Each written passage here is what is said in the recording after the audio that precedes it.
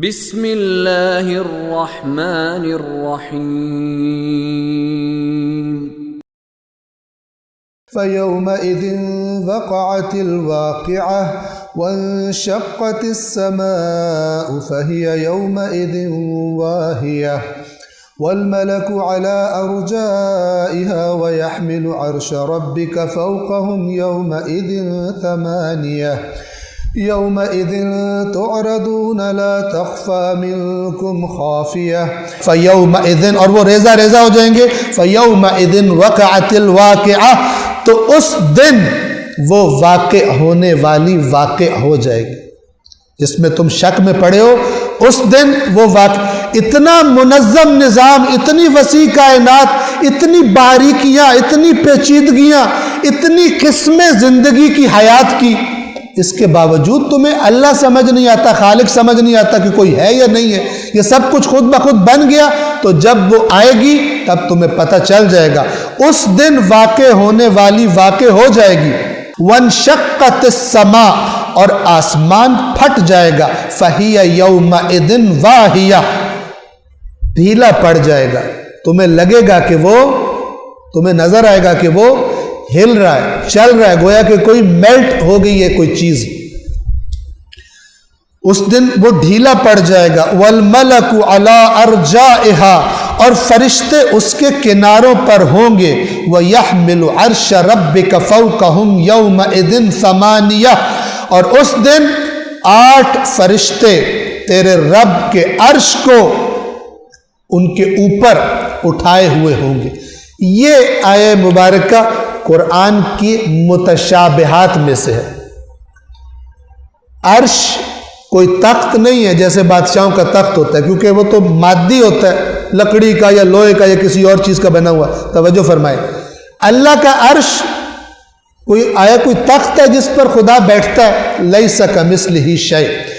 لیکن ان الفاظ کو اور ان تعبیرات کو اللہ کیوں لے کر آیا؟ کیونکہ لوگوں کو پتہ ہے کہ بادشاہ تخت پر بیٹھ کر حکومت کرتے ہیں.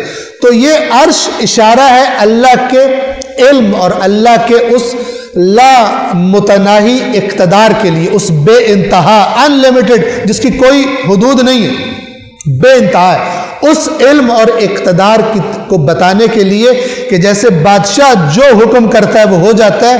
اور وہ کہاں سے حکم صادر کرتا ہے؟ مثلا اس کا ایک عرش ہوتا ہے، لیکن اللہ کا کوئی ایسا تخت نہیں ہے.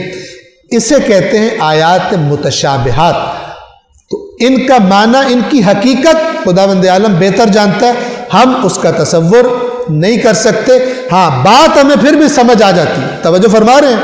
یہ متشابہ کا مطلب یہ نہیں ہوتا کہ پتہ ہی کچھ نہیں چلتا. جب بھی کسی سے کہو کہ قرآن پڑھا کریں تو کہتے ہیں آیات متشابہات ہے، پڑھتے کوئی نہیں ہے. کسی نے یہ کہان میں ڈال دیا ہے کہ اس میں تو آیات متشابہات ہے. بھائی، متشابہات کا مطلب یہ نہیں ہے کہ اللہ نے ایسی چیزیں ڈال دی جو پتہ ہی نہیں چلتی. اللہ لغو کام نہیں کرتا، بڑا پتہ چل جاتا. یہ اس آیت کا مطلب کیا ہے کہ وہ عظیم فرشتے جو ہوں گے وہ بھی اس دن تمہارے سامنے آ جائیں گے، اور اللہ کتنا بڑا صاحب اقتدار ہے اور کتنا اس کا زیادہ علم ہے، اس دن تمہیں صحیح معنوں میں اس کا ادراک ہو جائے گا. اس دن تم گویا کہ اس کو درک کرو گے، نہ کہ ان آنکھوں سے تم دیکھو گے. کیا کیفیت ہوگی اللہ تبارک و تعالی بہتر جانتا ہے. صلوات پڑھیں محمد و آل محمد.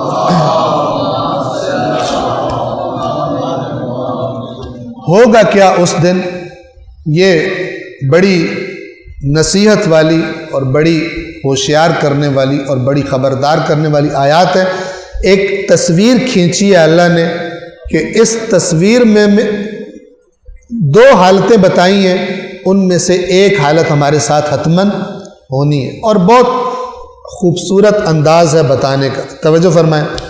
یومئذ تعرضون، اس دن تم سب کو پیش کیا جائے گا.